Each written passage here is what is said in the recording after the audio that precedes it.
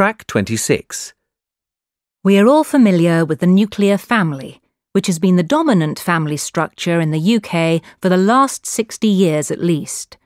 However, recent changes show that our idea of the traditional nuclear family as the cornerstone of British family life is changing. There have been emerging patterns which are eroding this structure, namely the rise of step families, cohabitation, lone parenting, and the rapid increase in those living alone.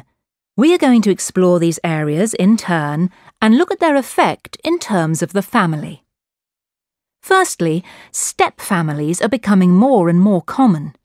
Step families are created when one or both partners have a child or children from a previous relationship. In 1980, the percentage of children under 13 who were living with one parent and their new partner was just 4%. In 2008, this figure had increased to 20%. The USA has seen an even greater rise. New statistics show that almost half of under 13s are living in a step family.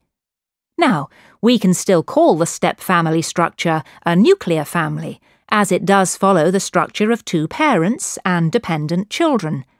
However, it also creates somewhat of a nuclear blur.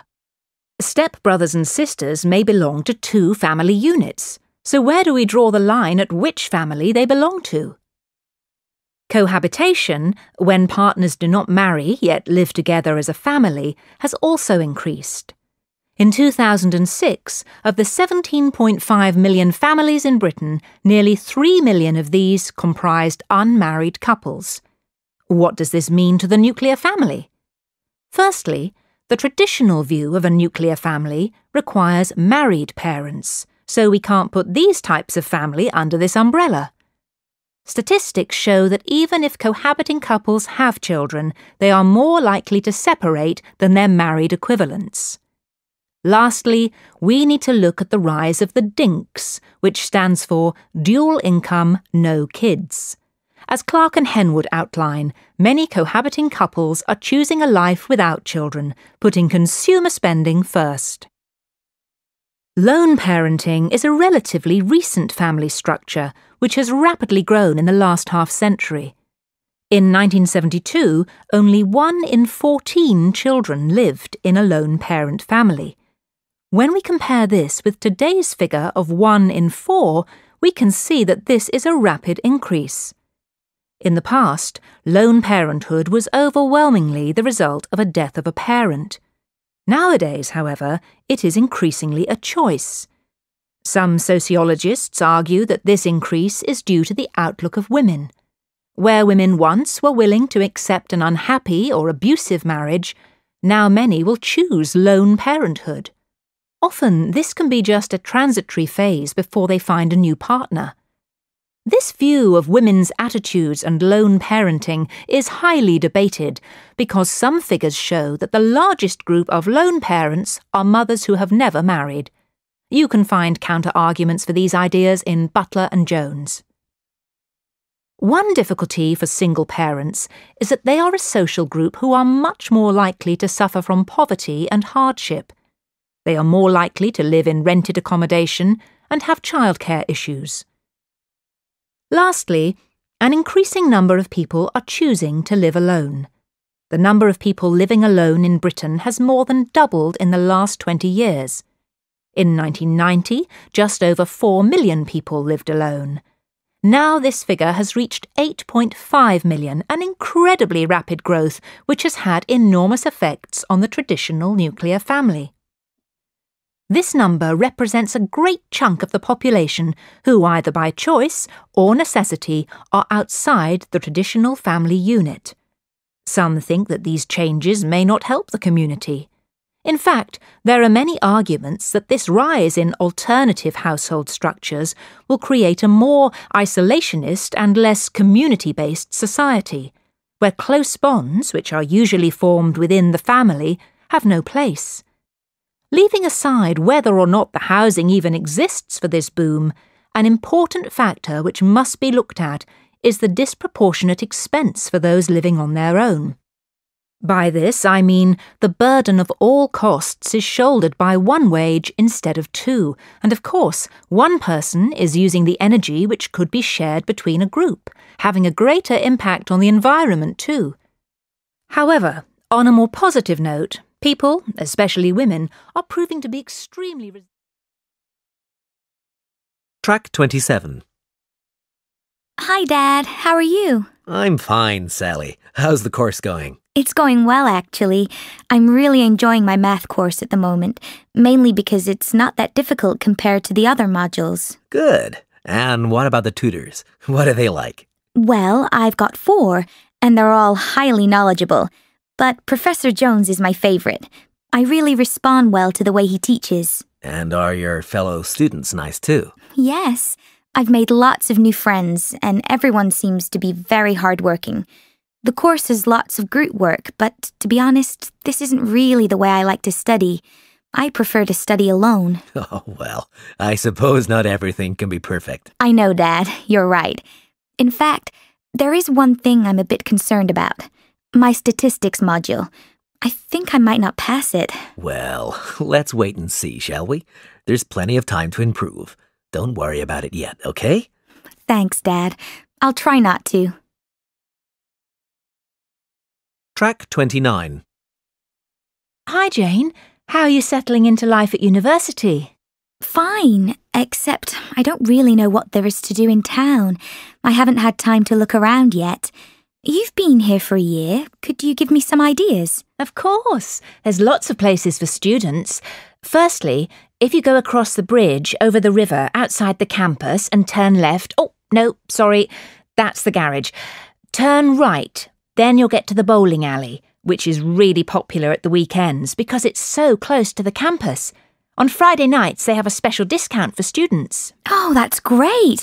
I love bowling. So, do you like sports, Jane? Yes, I go running and swimming, and I play badminton. In that case, there's a running track behind the university campus, and I think they have a badminton court at the sports centre. Actually, I'm happy just to run in the park. Well, there's a large park in town too. If you go down the road opposite the bowling alley and take the first right, then you'll get to the park. It's quite big, and there's a lake in it. You can take a boat out on it. The university rowing team practice there. What about places to eat out? Are there any good student hangouts? Absolutely. There's the Elm Tree Cafe, which is down the road from the post office, in the opposite direction from the river. The cafe is on a fork in the main road, and it's quite an institution round here. OK. Well, I'll have to check it out. I'm looking for a part-time job, so maybe I'll be able to find work there. You should try. They're always looking for new staff, and they often hire students.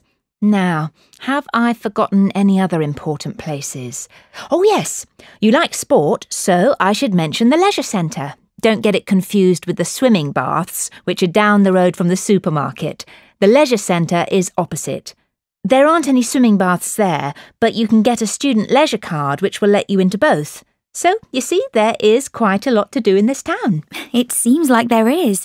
Well, thanks for all the information, Sophie. No problem. See you soon. Track 31. Hello. Have you come to enrol for your course or pay your fees? Both actually. OK, that's fine. You can enrol here with me and then go to the next desk for fee payment. So, first of all, can I have your name? Yes, it's Peter Taylor. That's Taylor with a Y. So, it's Taylor. That's right. Do you need my middle name? No, just your first and last names, thanks. And what course are you doing? I'm taking a BSc in Economics. OK, that's in the Faculty of Mathematics. Oh, I thought it was in the Faculty of Business and Management. It was last year, but the course has moved to the Mathematics faculty this year. Oh, thanks for letting me know. No problem. Now, where are you going to be living? On campus or in private accommodation? University accommodation. I'm in room 112, Ashley Residence. Did you say Ashley Residence, the one in Duke Street? It's just that there's another residence called Askey Residence, so it's confusing sometimes. I don't want to make a mistake on the computer records, otherwise you won't receive any university mail. It's definitely Ashley. A-S-H-L-E-Y. Great. And what about your home address? On our records it says 56 Grove Street, Manchester, M1 9JA.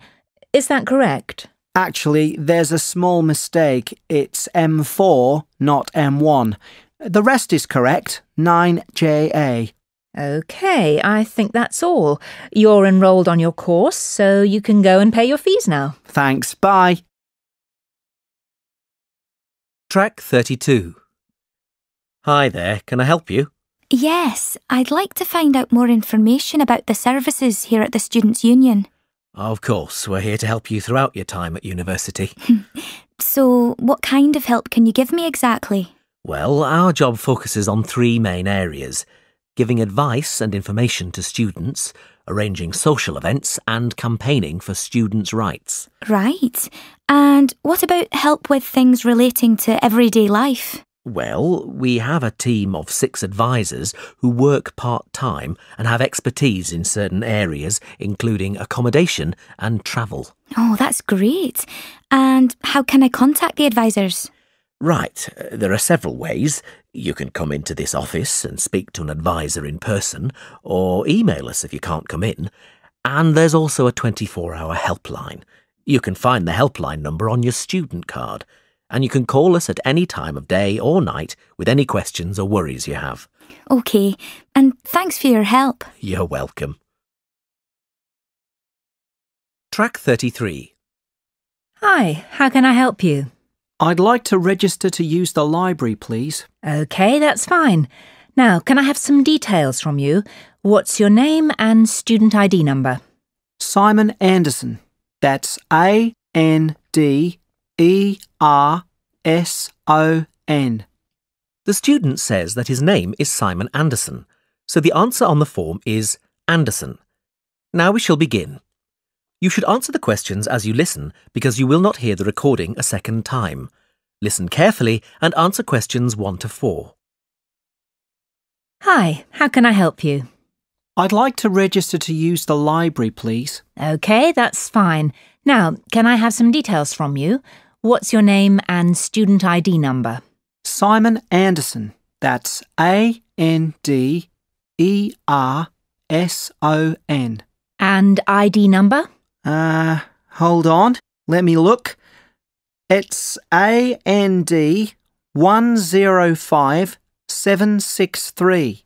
AND 105769. No, it's AND 105763. Thank you. And what course are you studying, Simon? Geography.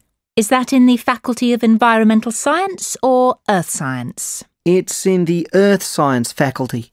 Right. Now, are you living in university halls of residence? No, I'm in private accommodation. Do you need my address? Yes, please. It's flat 3, 24 Lavender Gardens, London, SW12 3AG. Can you spell the street name for me? Yes, it's L-A-V-E-N-D-E-R Gardens. And do you have a contact telephone number? Is my mobile number okay? Yes, that's fine. Just let me find my phone. Right, the number is 079 885 66341. Let me just check that. 079 885 66341. So, Simon, did you have a tour of the library facilities during your induction? Unfortunately, I missed it. Could you give me a quick tour now? Track 34. I can't give you a tour now, I'm afraid. I have to stay here at the help desk, but I can show you places on this map of the library. That would be helpful, thanks. OK, so we're here at the help desk, next to the service desk, where you go to borrow and return books. The maximum number of books you can borrow at any one time is 10. Yes, I see. Opposite the service desk is the training room, which is used by library staff to give demonstrations of the computer systems to staff and students. But the entrance is round the other side. Is the training room beside the quiet room? Yes, that's right, with the entrance round the front too.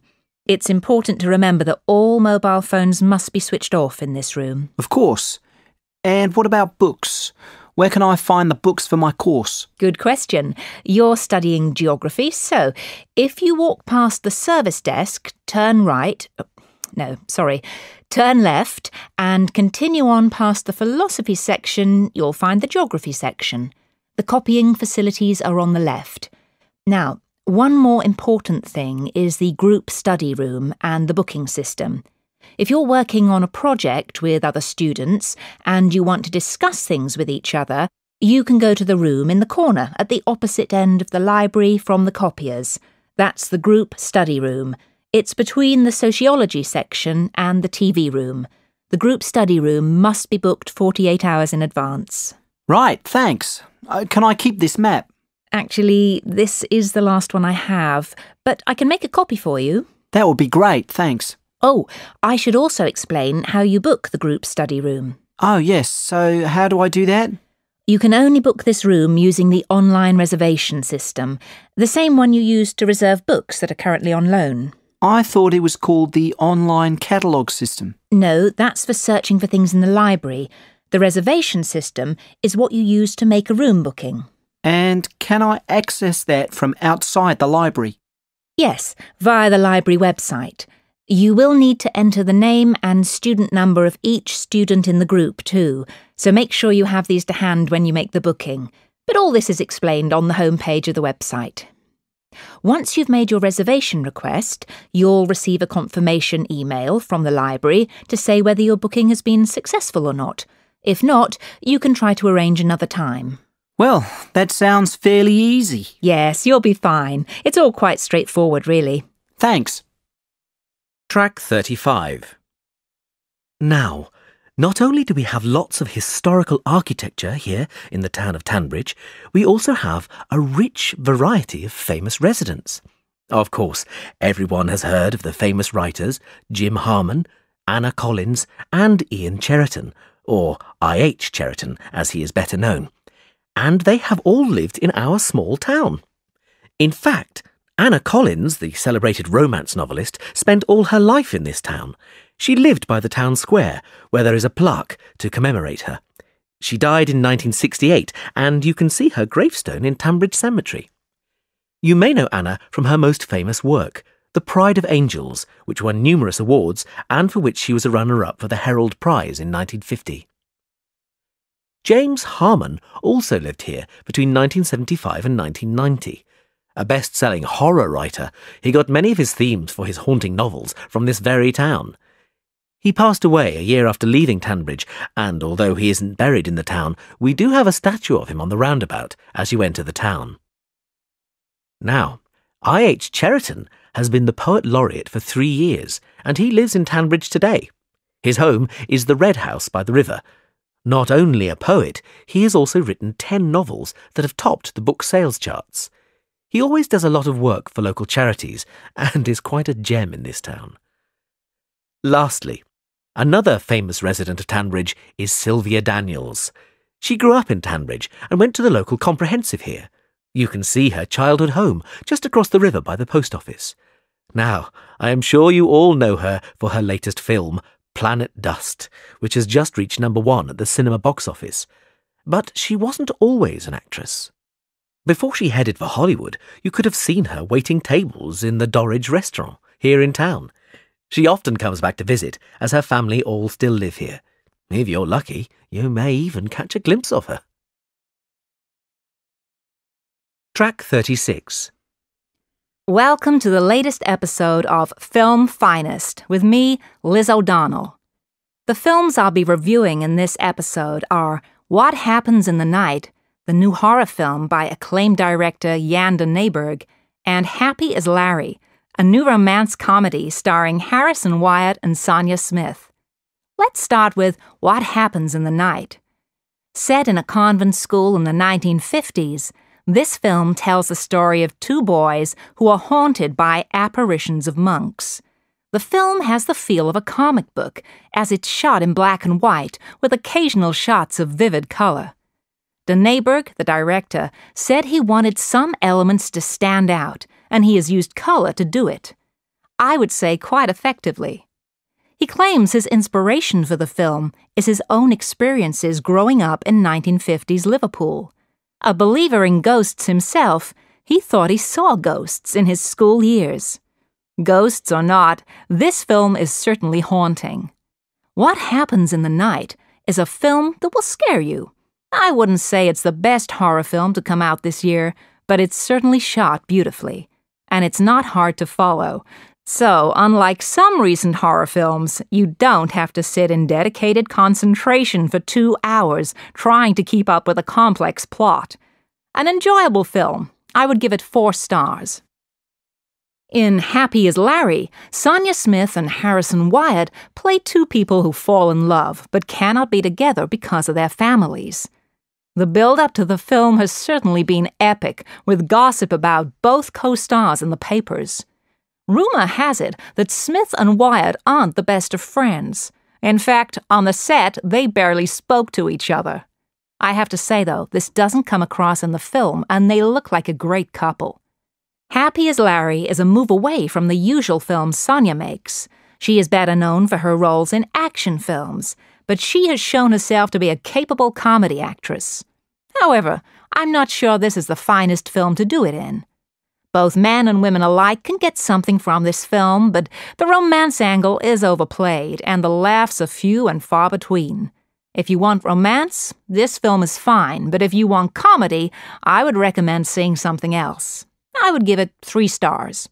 Now, there are some new video releases which are gonna be coming out in the next month. Track 37. So, we have Phyllis Bailey here to talk to us about Fame. Her new book, Famous for 15 Minutes, is coming out on Monday. So, Phyllis, welcome. What do you think fame means to us these days? Well, famous people are everywhere, and although we know nearly all there is to know about these people, their lives are splashed all over magazines and television, they've retained their mystery. The public are always eager to find out more about them, and this fuels the paparazzi to photograph them. It's true that there are more celebrities around than ever before, but the number of really important famous people probably hasn't changed greatly. This is because people became famous for only a short time. Andy Warhol once famously said, "In the future, everyone will be famous for 15 minutes." And I think there's some truth in that. One day a person is famous, and the next they are forgotten. Take, for example, contestants on reality television shows. After maybe 6 months, we never see them again. This also highlights another characteristic of fame. In the past, people became famous because of something they had done, or because of their talent. Nowadays, these things aren't necessary. I personally think this is a great pity. Is fame particularly beneficial now? Well, let's look at the winners and losers when it comes to fame. Many people think that celebrities are the losers in this new media world, but that isn't necessarily the case. Take, for example, actors and actresses. They often complain about a lack of privacy, but privacy is possible. There are many celebrities who aren't constantly in the papers. Much as they complain, they chase the publicity and then blame it on the media. In fact, the paparazzi, who photograph the rich and famous, are often seen as figures of hate for this. They come off much worse in the end because they are so disliked by the public and celebrities.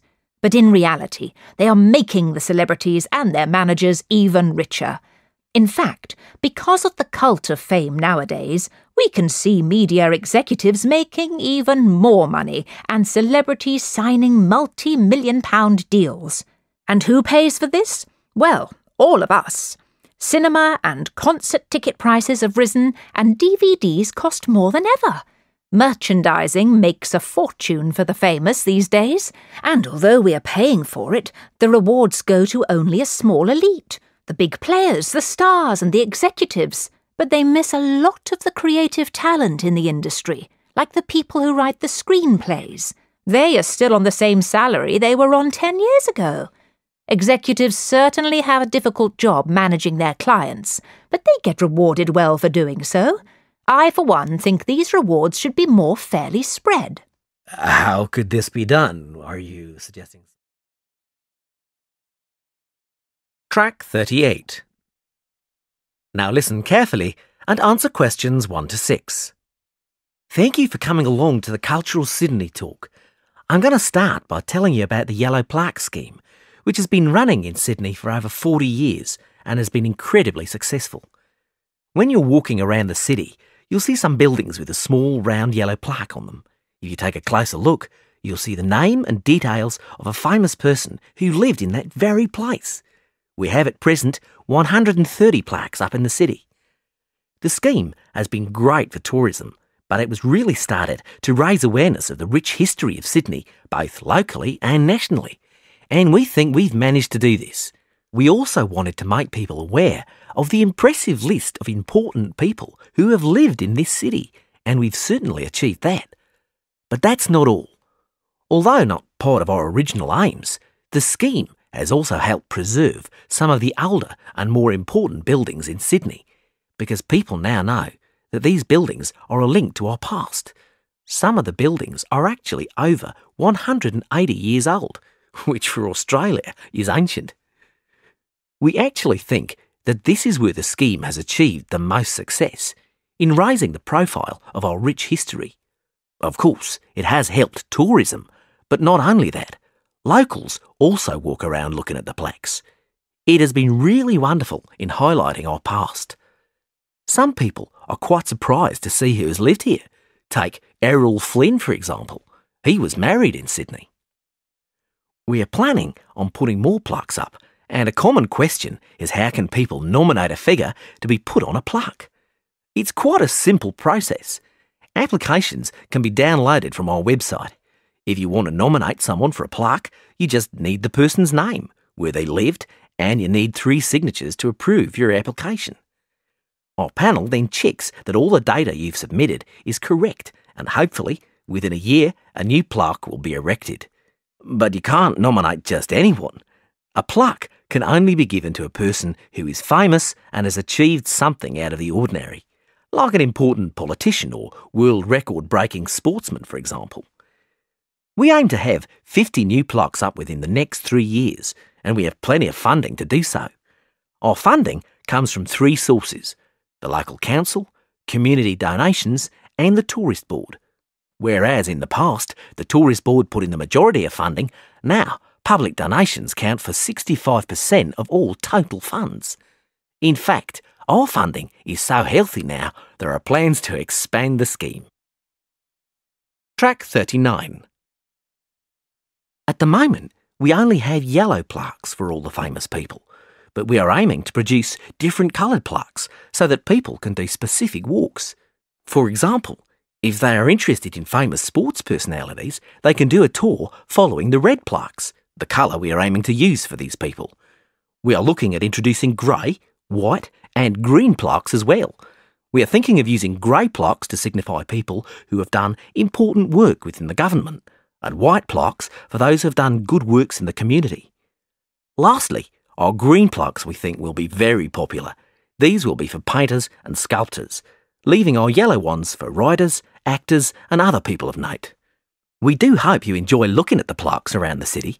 We have guidebooks on sale in the gift shop where you can find all the plaques.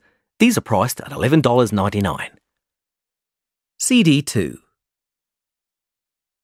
Track 1. Hi, James. How's your alternative energy research project going? To be honest, I'm a bit confused about how to do the research for all the different energy types. Well, the first thing you do is to make sure you focus your question, otherwise you'll have too much to read and you won't be able to select the key arguments. So how do I do that? Start with the general topic of alternative energy and then keep asking questions until you've narrowed the topic down to one particular area. Then, when you have your question, make a list of the reading you will need. This list should be general to give you some background, but remember you'll need to focus on the issues related to the question, so the reading list should also be specific to the actual energy source you've chosen, whether it's wind or solar or wave power. And then start reading? Absolutely. You need to start straight away, but don't forget to make notes as you read. Otherwise, you won't be able to keep track of ideas for future reference purposes. Yes, that makes sense. I think that's my main problem. I don't recall where I've read different ideas, so I can't find them again later. And my friends have warned me that not recording ideas in a system can really hinder your progress. Your friends are right. It's a common problem amongst students. You need a system. Anyway, once you've done the reading and made all your notes, you need to organise them so that you can analyse and think about what you've read. But I prefer to just start writing and then go back and look at my notes later. I wouldn't recommend it. I think you need to give yourself more time to digest the material and arrange it into some kind of system ready for analysis in terms of relevance to your research question. Well, that's a great help. Thank you, Professor Jenkins. You're welcome. Come and see me again if you have any more problems. Track 2. Hi, Mary. How are you? I'm fine, thanks, John.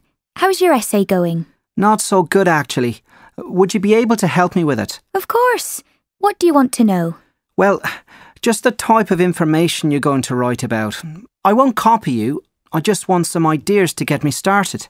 Well, Mr. Jones advised us to focus on just 2 or 3 forms of non-traditional energy for our evaluation. So I think I'm going to choose solar. It's fairly easy to evaluate. Are you going to explain both the positive and negative aspects?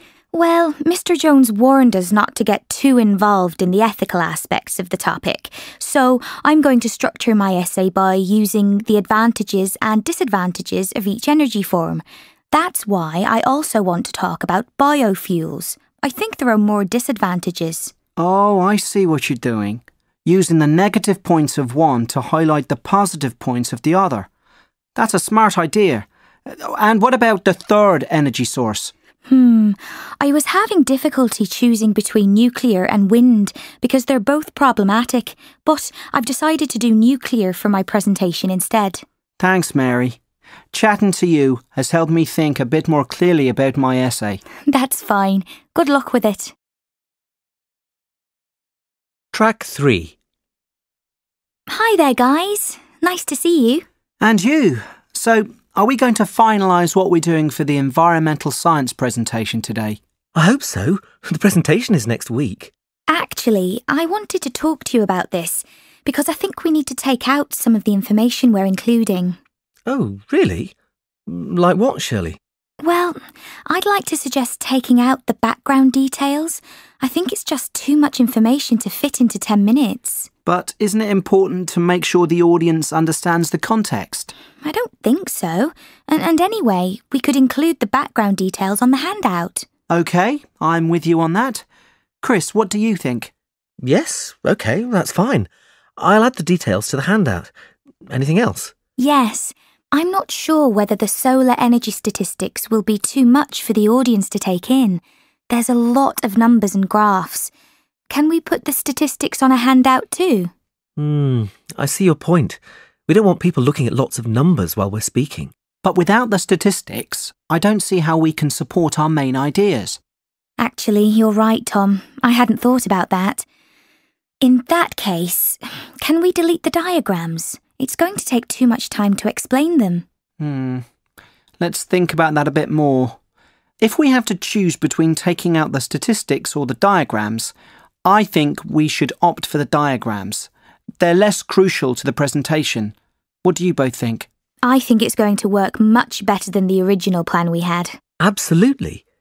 We won't have to worry about talking for longer than 15 minutes if we remove the diagrams and focus on the main ideas and statistics. Shall we all meet again tomorrow to finalise the details? Track 4. Hi everyone. Sorry I'm late. Don't worry, Hannah. We've only just started. We thought we should go over the theories we've studied so far, so we're ready for the seminar discussion on Thursday afternoon. Of course, you're right. I don't think I can remember all the theories related to consumer energy consumption. No, Hannah. That's the reading for Friday's lecture. Thursday's seminar discussion is about the current thinking on alternative energy. Oh, yes. Sorry, I'm a bit disorganised at the moment. Never mind. So, Mike, what do you think about the academics' point of view on nuclear energy? Well, I think I have to agree with them on price being a factor for choosing nuclear in the long term. Me too. It's definitely the most cost-effective measure. Don't you agree, Hannah? To start with, I didn't, but the text Professor Edwards gave us persuaded me. The only thing that concerns me is that there have been some disasters in various parts of the world. Yes, some texts warn of the dangers of nuclear power, using previous disasters as examples. I know what you mean, but I suppose the risk is minimal these days. What do you think about wind and solar energy in terms of the price in relation to the advantages? For me, they're just not worth it. Both are expensive, and it's difficult to predict the amount of energy each one will produce. You know, Mike, I'm afraid I don't share your opinion. This text here talks about the likelihood of improved technology increasing the amount of energy and reducing the costs in the future. Yes, but that's not enough proof to be sure of the relationship between the costs and the benefits. Exactly. The evidence seems incomplete to me. Well, that's something we can follow up on with the rest of the group in the seminar on Thursday. Track 5. Good morning, Phil. Jackie. I hope your project is going well. Good morning, Mr. Jackson. Hi, Mr. Jackson. Well, we've made a start on analysing the different forms of renewable energy, but unfortunately, we don't really agree on some points. Okay, why don't we talk about it? Well, Jackie believes that all forms of renewable energy are beneficial economically, whereas I doubt that that's true for all of them. Such as? Such as wind, wave, and solar energy, because they're less reliable. That's a valid point, but I don't think that's a large enough factor to disregard it completely. Exactly. That's what I said. However, another drawback is that they're generally very expensive to produce. Yes, you're right, and that is a concern when evaluating their usefulness in future. I agree with you to a point, but it's likely that the cost will come down. I read a report in the Journal of Environmental Science that estimates the cost would fall by 20% over the next 10 years, which is significant, isn't it? Absolutely, Jackie. But you need to think about how difficult it is to predict the future cost of non-traditional energy sources before you believe the report. Remember, in your project, I want to see evidence of critical analysis. Make sure you've analyzed all the information rather than just accepting the information that you agree with. Also, it's very important that you demonstrate wide reading around the subject. I know. It's just that I'm not convinced that it's going to continue to be that expensive, especially if there's a demand from consumers. Well, what about if we analyze the costing process as part of our project? That's an excellent idea, Phil. Okay, so let's imagine that we want to forecast the cost of producing solar energy. How could we do that, Jackie? Well, I think we'd have to start by working out how many hours of daylight there are in the UK per year. The Meteorological Office would have data on that. Then estimate the number of hours of sun to get a rough total. And then I suppose we'd need to work out how much it would cost to supply the average home with solar power, and then extrapolate that to get a number for the whole country. Good.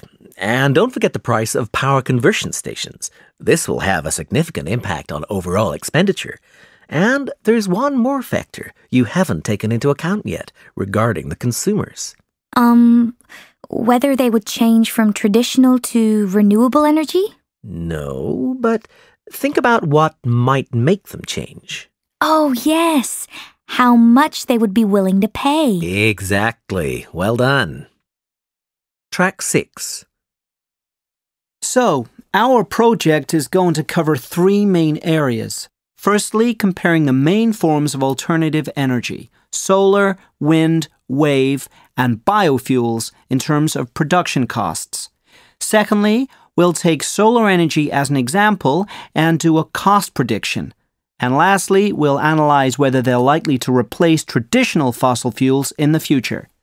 That sounds like a comprehensive project with a good focus. Now, what data are you going to use and what approach will you use for the analysis? Now that's something we do agree on. We want to use the reports you gave us in our last lecture and some statistics from the Government, Environment and Energy Department. In terms of analysis, we're going to use a cross-referencing method where we compare each of the government reports with the Robertson report and highlight any differences. Then we'll analyze these to see why the differences exist and where more research needs to be done. Track 7. OK, so to finish, I want to look at the resources available for researching UK census information for the essay you'll be writing at the end of this module. There are many resources for the study of the civilian population and family history out there, ranging from public to academic to commercial. Some are available for the public to access free of charge, whilst others are only available by payment of fees or restricted to academics and subject to registration. Some are more appropriate to family or genealogical investigation, others to historical population research. So, if we start at the beginning of the list on your handout, you'll see firstly there is the Family Records Centre based in central London. The centre and their website are available to anyone in the country who has an interest in researching demographic data. Their work might be useful to give you an overview of the general sorts of data and services available. Unfortunately, you do have to pay a registration charge of £20 for a year's access to their material. The next resource on the list is Genes Reunited, which is mainly for people who want to find out more about their ancestors. There are some good interactive tools on this website, especially the one which shows you how to manipulate the National Census Association's statistical data. Although Genes Reunited is very useful, it is used by a range of businesses and therefore accessing the site will cost you. Now, the third item on the handout is the National Census Association, which contains the most up-to-date data as it's compiled from official government census data every 10 years. Both companies and individuals are able to access all their resources without payment, so this may be a good place to start your research. Finally, I'd just like to draw your attention to two journals at the bottom of the handout. The first one, Journal of Historical Migration, is not actually a journal, but a collection of articles on a website. Anyway, you might like to take a look at it because it has several articles on the importance of recording census data from a historical research perspective. This site is available to the general public, so you don't have to pay or register. The other one, the Journal of Social Demography, is only available using your university online journal's login details, as it can only be accessed by those studying or researching in higher education. Right, well, that should be enough reading for you. Track 8. Today, I'd like to continue from last week's lecture by looking at what helps people successfully integrate into a new culture. Whereas the reasons for migration are nowadays fairly easy to identify and largely related to employment opportunities or political instability, the factors behind being able to adapt to the new culture and create a new life are considerably more complex.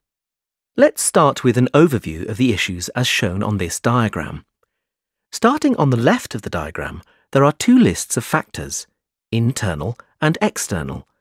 It's important to notice that the internal factors, in other words, those based on an individual's personality, are divided into positive factors, trusting others and acknowledging that people are different, and negative, being afraid and being suspicious of people. You might think that the list of negative factors would include discrimination, but it doesn't because discrimination comes under the larger category of fear. Now, what you should also notice is that the external factors are not labelled in this way. It's much more difficult to know how to measure the effects of external factors and whether they actually are external or not. The influence of family relationships, climate, beliefs and values, and the ability to communicate in the language of the new culture have wide-ranging effects which are difficult to measure and can distort any research. Now focus on the centre of the diagram, and you'll see this phrase, coping strategies. This is important because studies have shown that people who integrate well into a new culture, and that is any culture by the way, are those who have eradicated any negativity and made positive choices and adopted coping strategies such as observing people and taking time to listen and ask questions in order to diminish the effects of culture shock. What we have observed is that people who demonstrate positive coping strategies, such as observing, listening and questioning, end up by understanding the host culture better and integrating quicker and more successfully. However, those who choose to be critical of the differences and therefore react negatively to the host culture are likely to have increased feelings of alienation. This alienation can tail off and become the beginning of acceptance if a person has some positive experiences, but it usually deteriorates quickly into isolation.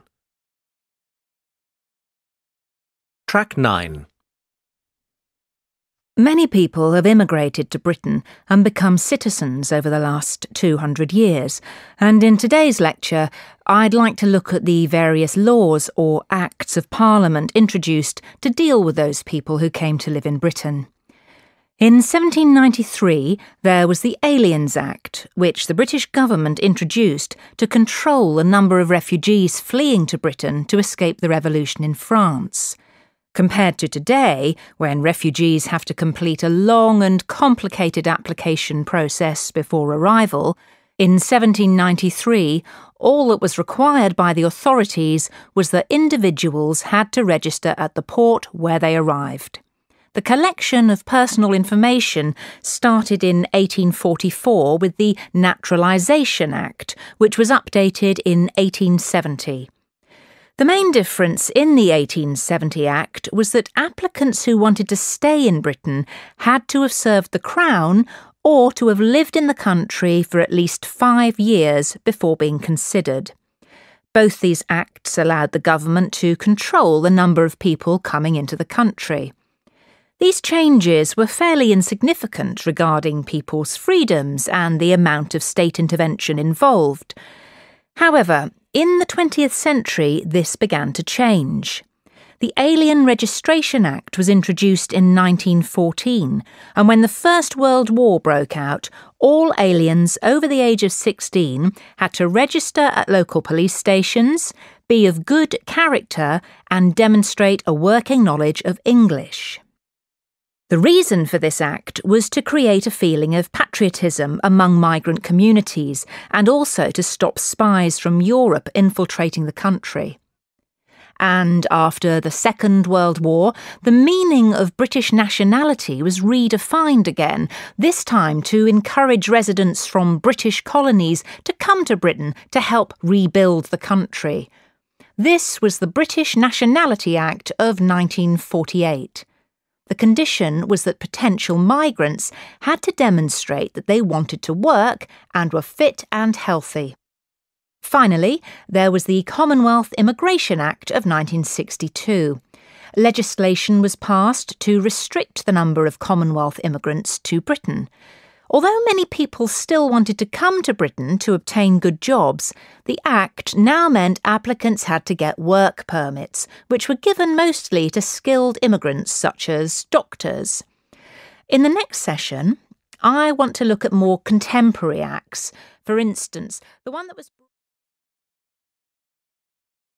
Track 10. This morning, I'd like to focus on New York as a model for understanding immigration patterns in relation to national rather than international change. Firstly, it is important to understand that migration patterns are primarily affected by the rules of immigration, which determine the conditions of entry. After that, internal changes can affect patterns considerably. To highlight my first point, let's study this diagram of Ellis Island and the process of admitting immigrants in the late 19th and early 20th centuries. Upon arrival at Ellis Island, people underwent a series of examinations and questions before being allowed to enter the US. First of all, there was a medical inspection to ensure the immigrants were not bringing in any contagious diseases. Anyone who did not pass the medical examination was refused entry to New York and sent home on the next available ship. If the examination was passed, immigrants were required to take a further examination, this time a legal examination to establish whether they had any criminal convictions. After this, immigrants were able to change currency and purchase tickets for onward rail travel from New York. Having completed this simple process, immigrants were told to wait. This wait could be as long as 5 hours before boarding a ferry to take them to New York City. This simple system allowed millions of immigrants to enter the US and is largely responsible for the ethnic makeup of the city today. Even though the immigrants themselves may have had a variety of reasons for deciding to migrate, it was only possible because of US national immigration laws. Moving on to the second point, how changes within a country can have as much or more of an effect than those outside the country, various parts of New York have changed radically in their ethnic makeup over the last 200 years. Communities became wealthier, governments introduced new laws, and employment opportunities came and went. These factors affect where people choose to live or force them to move to somewhere different. For example, most people think that the population has changed in Manhattan due to the rise of its importance as a financial trade center, which is true to some extent. But, like the Ellis Island example, a change in politics, namely a change of mayor, allowed the city to boom as a financial centre, and this resulted in different types of people moving to the area. Brooklyn is an interesting example too, and we'll be looking at it as our case study later in the lecture. Whereas it used to be a predominantly working-class area of the city and therefore attracted unskilled migrant workers, nowadays its fame as a centre for up-and-coming artists and musicians means it has attracted a new and much more diverse population of middle-class residents. Finally, Queens has shown a dramatic change in its population over the last 50 years due to the airports there. This means that the number of airline staff living in the area has dramatically increased and changed the nature of the local population. Finally, I'd like to use Brooklyn as a case study of local change. Brooklyn's population has changed significantly over the years, and this can most easily be seen in its economic activity. Tracing the Brooklyn industries back from the current financial services companies to manufacturing in the 1950s to shipbuilding in the 1900s, we can map this onto average wages and therefore the type and class of resident. And this has affected the population density too, which has been steadily increasing over the past 100 years from 1.5 million in 1900 through to 2 million in the middle of the 20th century to the 2.3 million inhabitants today. In fact, Brooklyn is suffering from considerable overpopulation now. But this large population increase was due not to employment, but the building of the subway, which linked Brooklyn to other areas of New York. Prior to this, at the beginning of the 20th century, the only way of transportation was the Brooklyn Bridge. Another factor which traditionally increases the desire for the middle classes to live in a particular place is the extent and type of local heritage, especially for those people with young children. In Brooklyn, this is evident in the increase in population after the construction of Coney Island. The modern-day equivalent of this is the restoration of Prospect Park, which has brought more middle-income families into the area. Track 11. Excuse me, where can I fill up my water bottle? There's a water cooler just inside the main doors. Is this your first time here? Yes, I just had my induction last week. I'm Anna. Hi, I'm John. If you have any problems and I'm around, please just ask. Have you been coming here long? Yes, I've lived here all my life, just a couple of miles away. I started coming here when I was just a kid. I suppose I'm quite a faithful member. My brother and father come here too. Wow, that's impressive. Thanks. I enjoy it so much because it basically gives me so much energy for the day. It's unusual that I'm here at this time.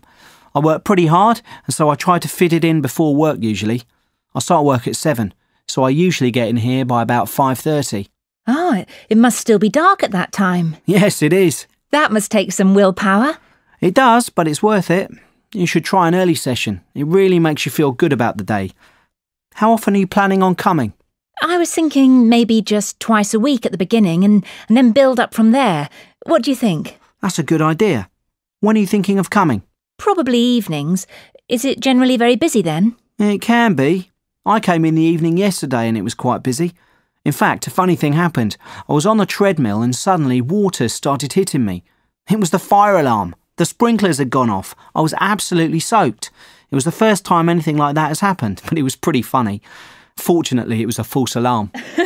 So much excitement at the gym. I think I'm going to enjoy this. Track 12.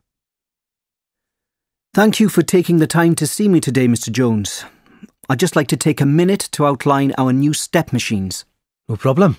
I'm interested in getting a few. We don't have any in the gym yet. That's great. Well, let me talk you through the build of the step machine. If you have a look at the sales brochure, you can see what they look like on page 14. OK. These machines are 2 meters tall, so they tend to stand out. The tallest part is the holding frame. At the top there, we have the main grips. These grips, when they are held, monitor heart rate, so that the user can check they are working out at their optimum heart rate. That's great. And where does this rate show up? They'll be able to see it on the screen below. This screen is fully digital and shows not only their heart rate, but the number of steps they've taken and the distance they've travelled. On the panel there, they also have a selection of workouts. They can set it by distance or time, or by the amount of calories they want to burn. They can even set it to climb a famous mountain or hill, or walk up the Leaning Tower of Pisa, for example. That's great. I like those more fun settings. And the great thing is you can have people climbing up Mount Everest, for example, every day for 10 years, and this machine will still be in perfect working order. It's made to last. It not only has a metallic spine, but durable pedals made from the most high-tech materials on the market. And the machine works via a wheel in the centre. That's unusual, isn't it? Yes, it is. But we find a central wheel lasts much longer than a pump system. The central wheel is attached to a bracket, which ensures each step movement is as smooth as the last. The final feature I should point out to you is the side supports, which ensure safety for all machine users. If users feel tired, they can hold on to these and slow down their stepping. I see. Well, I think I might take 3 of them. Track 13. OK, Alice, I just need a few more details to start your membership. Your full name is Alice Wilson, yes? No, Watson. Oh, yes, I'm sorry. Which age range are you? Well, I'm just out of the 16 to 25 bracket. I'm 26 now. Great. 26 to 35. Yes. And do you have any health problems which may affect your exercise? No, I don't have any health conditions. I'll put none. Do you do any exercise at the moment? Not much. I exercise a couple of times a week. And what do you do? Well, I used to play tennis, but I stopped. Now I only go swimming. OK. And why have you decided to join up? Just to improve my fitness. I don't want to lose any weight or build muscles or anything. Fine. Well, I would recommend doing the Level 2 workout programme to begin with. It takes about 40 minutes to do the whole programme. I'll get you an information sheet so you can see what it involves. Track 14. Hi, Penny. How are you doing? Have you just been to the gym? Hi, Debbie. I'm good, thanks. Yes, I've just finished a workout. How are you? Yes, good. I'm planning on going to the gym later, but it's hard finding the time now I've got a child. I bet it is. Have you tried any of their new exercise classes? Yes, I tried some last week. I wanted to go to yoga, but it was full up. I went to the dance class instead. It was really fun. Oh, and kickboxing last Thursday too. That was exhausting. Well, you didn't miss much at yoga. I went there last Friday and it was far too hard. I couldn't do most of the exercises. Oh no. Are you going to try anything else? Well, I was thinking of trying the aerobics class. My friend did that one and said the instructor was awful. Well, I'll probably give it a miss then. I've got to go to a conference next week anyway, so I'll be away from Tuesday to Friday. Oh, lucky you.